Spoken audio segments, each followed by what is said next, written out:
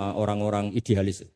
Kalau ada tetangga saya mati yang tiap malam lihat TV, ngorok, habis itu bangun subuh, sudah subuh gak jamaah. Itu kan.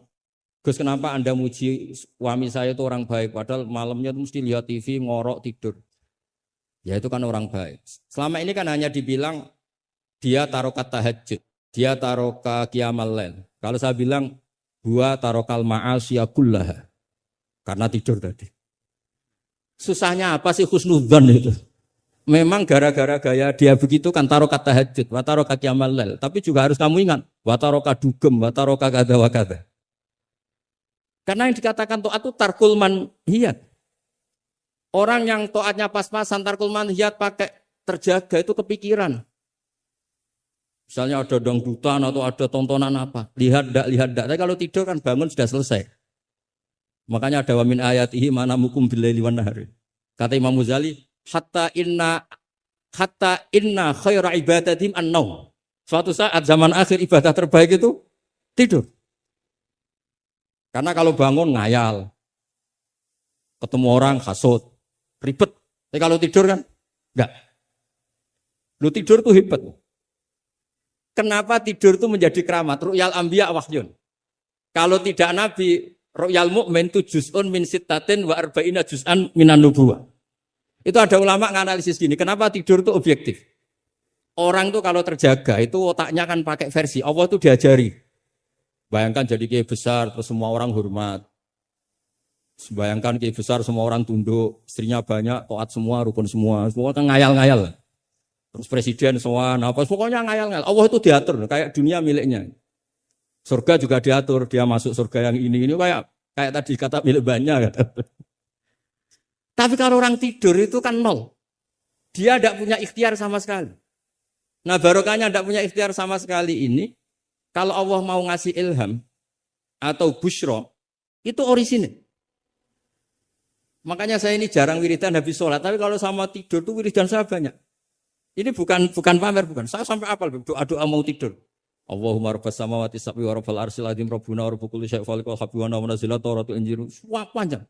Allahumma amantu bika wa da'tu jamila amal jawami. Gara-gara baca ilmu tadi. Orang habis sholat wiridan, habis itu jalan-jalan. Ketemu orang cantik terus nyesel. Di rumah ada kayak itu. Apa pokoknya masih banyak masalah. Tapi kalau orang mau tidur, wah ini kalau keterusan bangun-bangun ketemu mungkar, nyakir. Kalau takut mati, tahu-tahu dibaca orang, kita tidak bisa ikhtiar.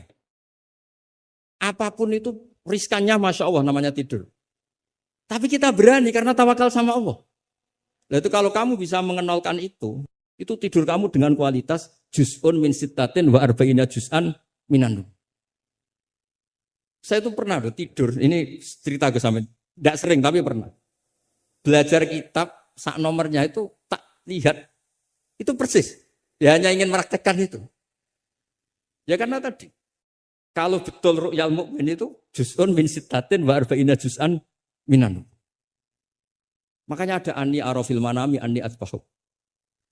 Makanya ketika Sayyid Muhammad cerita, kalau ada kritikus tentang kitab Madaih, karena kadang pakai cerita ru'yal kafir, itu kata Sayyid Muhammad, di era sebelum Rasulullah SAW, itu semua ru'ya itu orisinil. Ketika Fir'aun mimpi bahwa ada an-naron akhraqat baitahu, terus ditakwil anna waladan min awladi bani Israel ahlaka mulkahu. Akhirnya nyata apa enggak? Nyata kan? Padahal itu ru'yal kafir. Fir'aun mimpi ada nar sing akhraqat baitahu, terus ditakwil ada waladan min bani Israel ahlaka napa? Mulkahu. Nyata, padahal itu ru'yal kafir. Zaman Azizu Misro, mimpi ini aros apa bakaratin siman. Itu juga nyata, padahal ru'yal kafir. Sehingga di Dalailun Nubuwah, Imam Bukhari sendiri memasukkan komentarnya Heraklius. Di kitab-kitab Madaih juga memasukkan komentarnya Nasturo, Bukhairo memasukkan. Nah, lagi-lagi ini pentingnya ngaji. Tapi kalau Anda tidak ngaji, wah ini omongannya orang kafir, mas layuk tamadu qaulu gini-gini. Lagi-lagi ini barokahnya ngaji.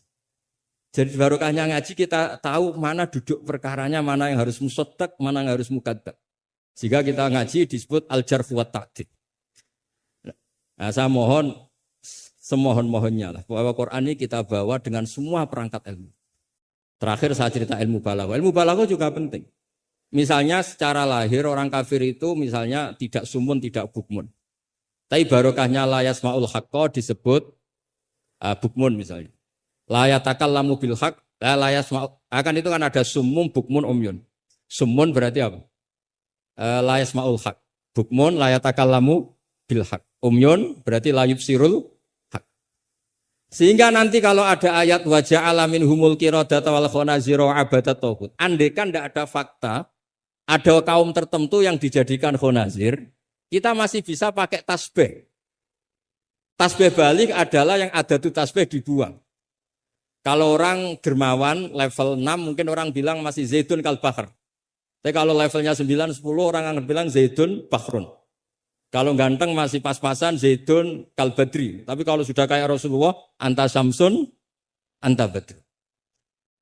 Nah, pentingnya ilmu itu adalah ketika ada ayat yang dohirnya misalnya ada tadi wajah alamin humul qiradata wal khonaziro abadat taghut. Ternyata misalnya kalau itu fakta ya sudah selesai kan berarti itu hakikat. Tapi itu misalnya tidak fakta, kita masih bisa mentakwil dengan qulubuhum atau apalah mentalnya mislul khonazir mislal qirad. Tapi kalau kita tidak ngaji balaghah, semua lafaz kita anggap apa? Tekstualis dan kita anggap hakikat, berarti terus nganggap pernah ada periode yang orang itu dijadikan seperti itu. Nah, lagi-lagi yang nyafaat itu semua adalah ilmu.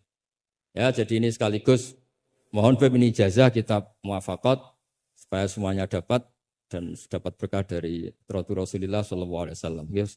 Ini saya baca ilmu usul fikih supaya semuanya dapat ijazah dari Habib Said Al-Akhir Al-Munawwar. Bismillahirrahmanirrahim. Fahiya tahmilul jama'al ghafir do'ifan wa qawiyya. Jadi agama ini menanggung orang yang do'if juga orang yang kuat. Yang kuat diwajibkan zakat. Yang do'if sebagai mustahik zakat. Artinya apa? Agama ini semuanya diuntungkan. Terus muti'an wa asiyat. Terus wataku tuhum bi khazaimihim min qadan wa abiyya. Wa tusawwi bainahum bi hukmil adli syarifan wa daniyah. Wa tubawi uhamilaha fid dunya wal akhirati makanan aliyah. Wa tudrajun nubuwatu baina jambaihi wa illam yakun nabiyya. Watul bisu al muttasifa biha malbasan saniyah hatta yakuna lillahi waliya. Ini kata beliau, orang yang ilmunya cukup itu kata beliau dijamin hatta yakuna lillahi wali. Karena tidak ada orang yang syafaqah sama umatnya Rasulullah SAW kayak orang alim. Saya itu sering dikomplain. Kata Imam Abu Hasan Asyadili fi mukasyafatihi, beliau ketemu Nabi Muhammad SAW, satu ketemu Nabi Nuh. Kata Nabi Muhammad gak jelek Nabi Nuh, andaikan kamu tahu anna fi aslabil kuffar man saya'budu wa la yusyriku bihi syai'an. Kamu tidak akan mendoakan mereka la tadzar alal ardi minal kafirina dayar. Nabi ketika dihujat kayak gitu di Abdul Yalil di Taif, itu kan sampai Malaikatul Jibal bilang, kalau kamu mau Muhammad, kalau kamu mau ya Rasulullah, mereka akan saya habiskan. Apa kata Nabi? Bal arju ayyukhrijawah min aslabihim ma ya'budu wa la yusyriku bihi syai'an. Mungkin bapaknya belum iman, tapi nanti anak-anaknya iman. Kita tahu kan Abu Lahab punya anak Darro, Abu Jahal punya anak Ikrimah, Walid yang kayak gitu getol Nabi punya anak Khalid. Kayak apa sabarnya Nabi, Kak? Seperti sabarnya kiai-kiai di Indonesia. Bapaknya itu gak poso, ya ora salat. Anaknya itu TPQ. Gara-gara anaknya cilik poso itu yuk gendong bapaknya. Sesuai bapaknya izin melok poso. Saking harunya melihat anaknya puas. Abdullah bin Ubay bin Salul itu punya anak itu solehnya minta ampun. Saya tidak tahu ketua pondok apa berdarah mondok di Rasulullah. Itu termasuk min ajal italamitihi Abdullah bin Ubay. Punya anak Abdullah juga namanya. Sampai ketika ya Rasulullah bapak saya itu meninggal. Tolong dikasih syafaat. Ya. Saya ingin kafannya itu jubah jenengan. Fanaza jubah tahu dikasihkan. Tidak sekedar itu. Tolong ludahi ya Rasulullah biar diludahi. Sampai Umar itu ya Rasulullah apa engkau tidak ingat Abdullah bin Ubay ngomong gini. Enggak pernah ada. Ya nanti saya mintakan maaf ya Umar. Tapi kata Allah intastaghfir lahum sab'ina marrah falayya wa sa'azituhu ala sab'in. Kalau 70 enggak bisa nanti saya tambah. Itu karena ngergani anaknya. Kata banyak ulama mengatakan aslama bi ra'fati Rasulillah wa bi ahwali Rasulillah itu alfun min ahli baiti qaum. Jadi gara-gara sikapnya Nabi yang simpatik, orang kampung yang gengnya Abdullah bin Ubay itu menjadi Islam semua. Wong kok apike gitu, orang kok sebaik itu Rasul. Haru. Artinya gini, ada bukti bahwa anaknya orang enggak karu-karuan itu ya bisa mondok. Bapaknya enggak bisa baca Quran, anaknya hafid. Pasti wisuda itu nangis. Nangisnya karena saya itu baca Quran aja enggak bisa kok anak saya. Nah, roja ini loh yang menjadikan kita semangat, tetap nggak frustasi nyai di Indonesia. Karena Nabi ketika melihat kafir harbi saja, Nabi tetap menghentikan bal arju. Saya berharap ayukhrijawah min aslabihim ma ya'buduwaha wa la yusyriku bihi syai'an. Nah ini sekaligus supaya saya di sini ada gunanya. Andai kan undangan ini salah juga sebagai kafaroh, kesamit kafaroh semuanya. Saya baca muwafaqat karena saya pernah virtual sama beliau nerangkan usul fikih. Saya juga bingung kayak dua orang yang ngatur saya ini. Tapi saya senang sama usul fikih. Saya baca semoga ini barokah sekaligus saya minta ijazah sama Habib Said Akil Al-Munawwar. Di antara cara ulama mensifati Rasulullah Shallallahu Alaihi Wasallam itu di antara cara madh Rasulullah itu begini. Ba'asahu seterusnya terus bimillatin hanifiyatin. Terus beliau ngendikan tahdil kafah fahiman wa ghubiyah. Jadi agama ini tahdil kafah fahiman wa ghubiyah. Wa tarfuqu bijami'il mukallafin muti'an wa asiyah.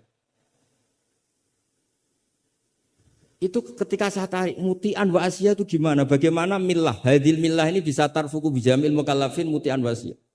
Nabi kayak apa cerita orang baik yang ideal, yang melakukan imtitsalul awamir wastinabun nawahi. Tapi Nabi juga ngendikan syafaati li ahlil kabair min ummati. Kayak apa Quran mengajarkan kita kebaikan yang ideal? Wa ibadur rahmanil ladzina yamshuna 'alal ardi hauna wa idza khatabahumul jahiluna qalu salama wal ladzina yabituna li rabbihim sujada wa qiyama wal ladzina itu ideal. Ada lagi yang ideal disebutkan muhsinin itu apa? Alladzina yunfikuna fis sarra'i wad dharra'i wal kadhimina al ghaidha wal 'afina 'anil nas terusnya. Tapi Allah juga ngendikan qul ya ibadiyalladzina asrafu ala anfusihim la taqnatu mir rahmatin. Mereka yang asrafu Allah masih manggilnya ya ibadihi hamba-hambaku, kamu ke sini. Anibu ila rabbikum aslimulah. Kayak apa? Hadhil millah tarfuqu bijamil mukallafin muti'an wa asiyah. Sehingga Nabi ngertikan, mangqala la ilaha illallah jannah wa in zana wa in sarqa wa in zana wa in sarqa. Itu kebetulan yang tanya itu Abu Dzar. Abu Dzar itu orang yang fikihnya itu ekstrim. Malah yang didhawuhi Nabi wa in zana wa in sarqa sampai tanya lagi. Ya Rasulullah tenane. Kebetulan Nabi pas itu bangun tidur. Iya, Dzar wa in zana wa in sarqa sampai 3 kali. Saking Nabi itu karena beliau bantah terus sampai Nabi ngendikan ala rohmi anfi Abi Dzar. Oh dasar terang ora paham-paham. Abu Dzar terus bilang wa in rahima anfu Abi Dzarrin. Meskipun begitu saya puas karena sudah mengkonfirmasi sampai 3 kali. Sehingga dalam kenangannya Ka'bul Ahbar, dalam kitab Khilyatul Auliya ketika cerita mana Ibu Ka'bil Ahbar. Ka'bil Ahbar ini orang ahli kitab yang maunya Islam itu terlambat. Karena nunggu data itu kurang 1 menurut dia. Di kitabnya dia itu kan masyhur itu Al-Hadits Tsani an Yasar bin Atha an Ka'bil Akbar qala alamani abi Taurata ila sifran wahidan kana yahtimuhu wa yudkhiluhu sunduq. Falamma mata abi fatahtuhu fa idzan fihi nabiyyun yakhruju akhir zaman. Maulidu bi Makkah wa hijratu bil Madinah wa sultanuhu bisyam. Ka'bil Akbar itu tahu Rasulullah itu maulid Makkah ini sudah benar. Wa hijratu bil Madinah sudah benar, tapi beliau tidak menangi ada sultanul Islam bisyam. Sehingga cara beliau data ini kurang 1. Ketika Futuhat, Umar menaklukkan Syam. Dan Islam di Syam menjadi sultanah, menjadi sultan. Wa sultanuhu bisyam. Singkat cerita dia akhirnya masuk Islam. Dengan data yang seketat itu. Akhirnya dia jadi penasihatnya Umar bin Khattab. Masyhur. Ketika di antara yang diceritakan beliau adalah yalumunani ahbaru Bani Israel.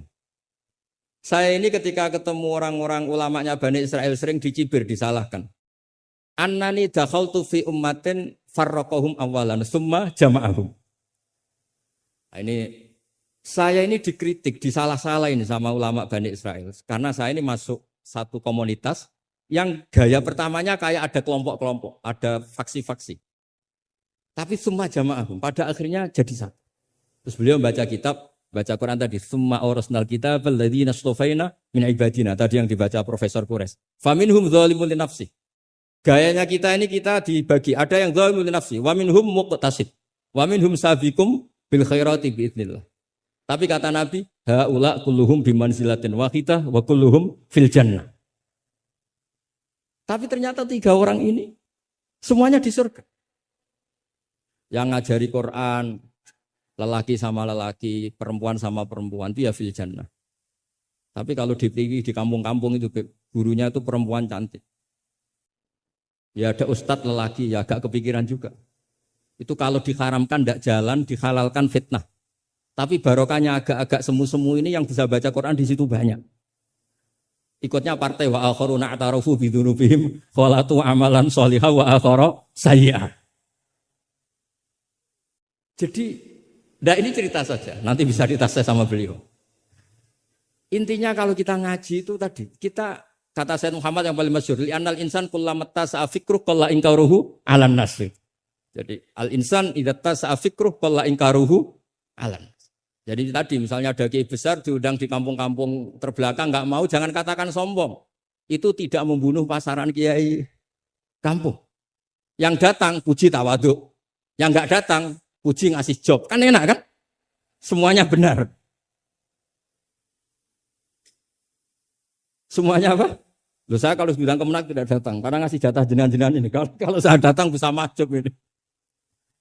Ya ini sekaligus minta ijazah saya baca muqaddimah. Nah ini banyak keluarga saya sama dari keluarga langsung. Begini ya masalah ulumul Quran. Saya dulu kalau diajarin bapak itu sering beliau cerita. Kamu cari sisi ekstrimnya. Sisi ekstrim itu begini, misalnya hudal lil muttaqin. Quran itu petunjuk bagi mereka yang takwa. Orang-orang idealis mengartikan takwa itu adalah orang-orang yang imtitsalul awamir wastinabun nawahi. Itu orang ideal. Tapi faktanya Sayyidina Umar itu masuk Islam itu dengar surat Toha hina kana huwa kafir. Ketika beliau masih kafir. Beberapa sahabat dulu masuk Islam itu ketika mendengar Quran statusnya masih kafir. Sehingga ada bukti bahwa orang tidak muttaqin juga bisa dapat hidayat Quran. Nah barokahnya kita baca banyak, Quran itu bukan sekedar hudal lil muttaqin tapi juga hudal linnas. Lalu dianalisis. Oh jangan-jangan lil muttaqin ini cara balaghah min babil iktifa. Lil muttaqin wa ghairihim. Buktinya ada ayat lain yang menyebutkan hudal linnas. Ini itu awal dari disiplin ilmu. Sehingga memang tidak bisa kita mengartikan Quran tanpa baca tafsir yang banyak. Kemungkinannya tadi tambah pintar atau tambah bingung tadi. Nah, soal kita tetap tidak bisa itu ya alhamdulillah memang manusia didesain wa kanal insanu dzaluman jahula. Jadi kalau kita bodoh itu sesuai rencana Tuhan memang itu. Jadi tidak usah disesali, biasa aja memang. Dari dulu juga sudah direncanakan kita ini berstatus wa kanal insanu dzaluman jahula. Itu secara balaghah itu dzaluman banget, dolime, jahulan itu banget bodohnya. Banget dolimnya itu begini, andaikan kita ini orang baik, itu juga enggak mesti baik. Tadi dawuh Pak Kures itu, saya sering memberi analogi. Saya ini kata orang banyak, itu ketok. Kalau diundang di kampung, musola penceng itu kalau datang, kata orang-orang itu tawaduk. Tapi kata kiai setempat, itu mangan jatah kiai cilik Gus ini. Jadi yang satu bilang tawaduk Gus, yang satu bilang cek mentalan Gus, jatahku mbok jupuk gitu. Sehingga saya sering cerita ada cara manakiban. Biasanya kalau kiainya itu tuh Pak Said dapat ayam paling besar kalau kiainya. Kalau yang lainnya itu ya suwiran. Ya. Barokahnya saya tidak datang, yang dipakai itu kiai-kiai yang kira-kira mabadik fikih. Saya ini kan dianggap kiai kolyubi. Itu maturnunya sama saya itu maturun Gus jiran gak teko. Atau aku untuk suwiran gitu. Karena sekali saya yang datang itu ya kira-kira bintangnya saya. Jadi kadang-kadang antara tawaduk dan ngambil jatah itu enggak jelas. Nah ini pentingnya ngaji ijtihad. Makanya di sahabat kita muwafaqat. Ijtihad itu satu logika yang enggak konsisten. Sebab itu Rasulullah Shallallahu Alaihi Wasallam itu kalau ngendikan apa saja, itu ya juga dianalisis oleh sahabat. Misalnya begini, ya ummul qauma aqra'uhum li kitabillah. Tentu imam itu yang terbaik. Tapi di beberapa kejadian, akabiru sahabat itu pernah makmum sama Salim Maula Hudzaifah. Itu orang yang kelas nasabnya, marganya itu jauh di bawah Abu Bakar Umar. Tapi beliau makmum sama Salim Maula Hudzaifah. Bahkan beberapa riwayat yang Nabi ngendikan cara shorihan, itu sama sahabat masih dinego. Karena ada ranah istihad. Misalnya Nabi ngendikan, la tusalliyanna asra ila fi Bani Quraidah. Ternyata mendekati Bani Quraidah kadati syamsu antagruba, matahari hampir terbenam. Sebagian sahabat berpikir kita harus sholat di sini karena matahari mau terbenam. Sebagiannya lain enggak, Nabi bilang jangan asar kecuali di Bani Quraidah. Separuh sholat asar, separuh enggak. Falam yu'annif ahadan minhum. Nabi enggak menyalahkan salah satu karena ini masalah apa? Istihad. Jadi ini matur juga Gus Samit, saya tadi dari rumah bilang sama keluarga, saya datang tapi mau pamit. Ini saya sudah mau jadi resi, mau uzlah.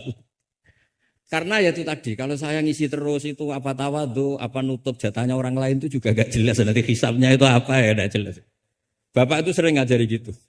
Pak itu kiai sepuh jadi imam masjid istiqomah sekali sampai tua. Itu istiqomah apa mau digenti kan? Itu istiqomah atau gak mau regenerasi. Jadi orang itu biar mikir. Saya beri contoh sekian pentingnya istihad. Karena Rasulullah Shallallahu Alaihi Wasallam idan sorofa min sholatihi akbala aliyah nabi wajhi. Sehingga banyak orang, banyak imam kalau habis sholat itu langsung menghadap ke makmumin. Kalau di Indonesia menghadap ke timur. Tapi di beberapa tabwibnya Imam Bukhari atau Tarjamatul Bukhari, beliau menyebut itu lil mau'idzah. Buktinya setelah itu Nabi ngendikan aro'aitakum lailatakum hadhi. Kamu mimpi apa? Coba terangkan ke saya. Sehingga terus ada yang mempraktekkan boleh menghadap ke makmumin kalau li ta'lim atau lil mau'idzah. Tapi banyak juga ulama yang menganalisis itu bentuk maklumat anna sholata inqadat, bahwa sholat itu selesai. Takutnya Nabi kalau tetap menghadap ke barat sesuai bentuk duduk tawarruk atau tahiyat akhir atau itu nanti dikira Nabi fi sholat. Sehingga orang yang datang kemudian Allahu Akbar makmum sama Nabi itu bahaya betul dalam bab sholat. Karena robtus sholat biman laisa fi sholatin. Berarti makmum tadi menggantungkan sholatnya dengan orang yang sudah tidak sholat. Sehingga dibutuhkan sikap memaklumatkan kalau sholat itu inqadhat. Dengan cara apa? Boleh menghadap ke timur, boleh menghadap ke utara kalau dalam konteks Indonesia. Kalau kata Imam Syafi'i, ja'alul makmumin janibal yamin, berarti orangnya menghadap ke utara kalau. Nah, analisis-analisis seperti ini penting karena Nabi memang nggak konsisten. Kadang akbala aliyah nabi wajib, kadang istaghfaro salasan suman sorofa, kadang apa.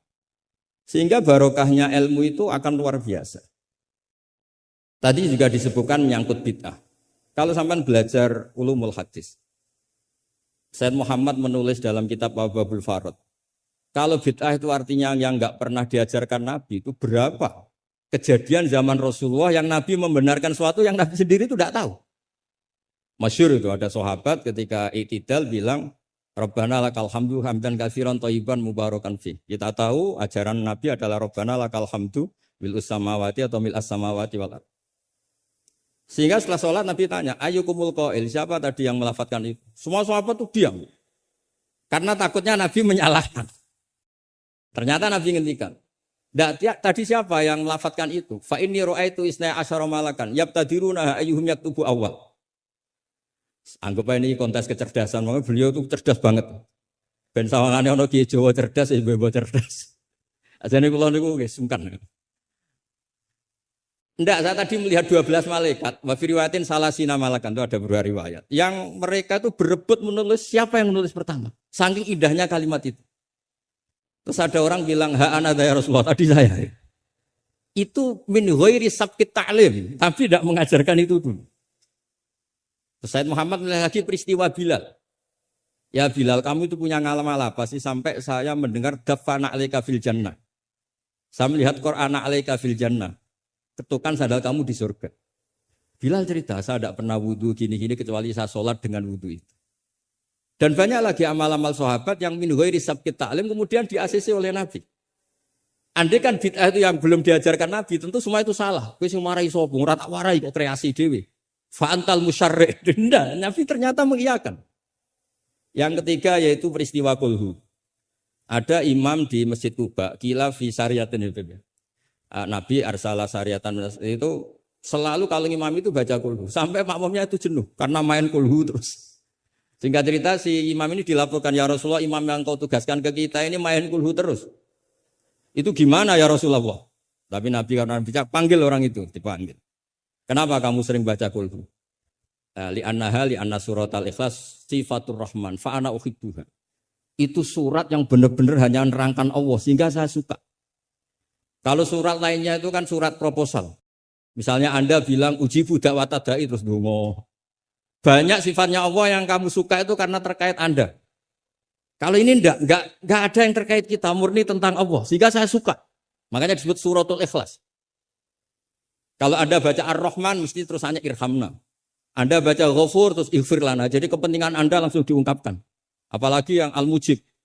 Wah, langsung kemana-mana hajatnya disampaikan semua. Kamu yang punya utang, Allah yang kamu libatkan gitu. Ya kan? Kamu yang ingin wayah, Allah kamu libatkan. Ya Allah. Masih disuruh enggak konangan itu kan. Enggak ikut Allah, enggak ikut utang, kamu libatkan suruh nyaur gitu kan. Tapi kalau surat Ikhlas tidak ada itu semua. Tidak ada Mujib, tidak ada Rahman, tidak ada, pokoknya tentang Allah saja. Maka saya suka. Sehingga disebut surat Ikhlas. Karena orang baca surat Ikhlas itu pasti ikhlas. Karena ada terkait tentang kita. Tapi apa kata Nabi? Barusan Jibril datang memberitahu, Allah itu suka kamu. Akhbirhu annallaha yuhib. Orang itu senangnya bukan main. Nah barokahnya ngaji seperti ini. Kalau Anda melihat imam main kulhu saja. Orang alim alama itu pasti baca hadis tadi. Tapi Imam Ahmad tuh gak suka ada orang sering baca kulhu. Ini cerita ijtihad. Gak suka. Beliau dikasih tahu ini kampung ini sering baca Yasin, kampung ini sering baca kulhu. Marah besar Imam Ahmad. Ayuh jarul Quran. Ayuh jaru ghairu suratil ikhlas. Ayuh jaru ghairu surati Yasin. Memangnya Quran hanya kulhu. Kamu ridho kalau Quran lainnya gak dibaca. Kamu ridho kalau surat lainnya gak populer. Yang populer Yasin terus.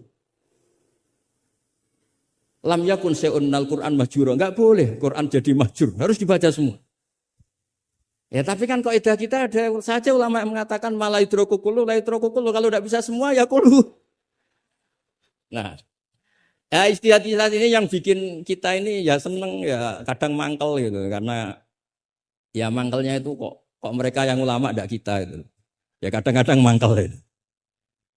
Ya mangkel seneng gitu. Saya itu pengagum kitab usul karena mbah saya itu al-usul. Yang saya senang ya tadi logika yang dibangun. Tapi saya pastikan al-usuli ini di antara kaidah terakhirnya itu at-takmil idza ada lil asli bil ibtal lam yu'tabar. Jadi at-takmil idza ada lil asli bil ibtal lam yu'tabar. Sehingga kiai-kiai Jawa itu kalau misalnya negur orang sepuh itu. Saya sering diceritani kiai-kiai kampung itu ada orang sujud tuh gini, Beb. Setelah ditegur, Mbah kalau gini lebih sah. Enggak membenari peci malah paginya enggak sholat lagi. Jadi makanya Kiai Jawa itu malas negur karena jadinya enggak dibenahin, jadinya enggak sholat. Jadi itu masuk kaidah at-takmil idza ada lil asli bil ibtal lam yu'tabar. Jadi kalau dipaksakan ideal itu malah al-aslunya hilang. Makanya kitab ini yang saya baca, kitabnya Imam Syatibi. Asy-Syatibi itu ada dua, ada Asy-Syatibi al-Usuli, ada Asy-Syatibi yang Al-Muqri, yaitu yang ngarang Khirzul Amani itu ya. Nah itu ini nanti saya baca beberapa kaidah dalam ulumul Quran. Jadi ijtihad itu tidak bisa tidak benturan. Saya sering cerita di mana-mana. Dulu Imam Syafi'i itu pengagum kemiskinan karena kalau orang miskin itu tidak ada hisabnya. Oh senangnya bukan main dengan miskin. Selain faktanya miskin, senang tapi dengan orang miskin. Karena ada hisab. Setelah ngaji sama Imam Malik, beliau tanya, siapa orang yang selevel jenengan ya Malik? Ya dulu ada Imam Abu Hanifah, sekarang sudah wafat. Tapi ada muridnya. Namanya Muhammad bin Hasan Asy-Syaibani. Setelah beliau datang, Muhammad bin Hasan Asy-Syaibani itu kalau ngitung emas, itu di meja tamu. Ngitung uangnya di meja tamu. Uangnya. Imam Syafi'i itu ngelus dodo. Orang sealim ini kok kedonyan.